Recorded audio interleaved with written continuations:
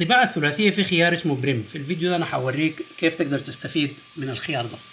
طيب، بريم هي كلمة إنجليزية بتعني أطراف الطاقية أو أطراف القبعة. حتعرف بعد شوية ليه مسمين الخيار ده بريم. لما تكون عاوز تطبع جسم زي سطح التحكم ده في جناح الدرون، بتقابلك مشكلة إنه نقطة أو مساحة التقاء السطح اللي بتطبع فيه ده مع سطح الطابعة، المساحة بسيطة أو صغيرة. كويس. والحاجة دي بتعمل لك مشكلة لأنه الالتصاق ما بيكون قوي جدا، وانت دايما بيكون عايز انه الالتصاق بتاع الجسم ده مع سطح الطابعة يكون قوي عشان الجسم ما يتحرك أثناء عملية الطباعة. فالخيار بريم بيعمل شنو؟ بيعمل لك الزيادات دي اللي هي بيزيد مساحة الطبقة الأولى في الطباعة، أو بيكون شكلها كده زي أطراف الطاقية كده، والحاجة دي بتعزز الالتصاق وفي نفس الوقت سهلة الإزالة. السلام عليكم.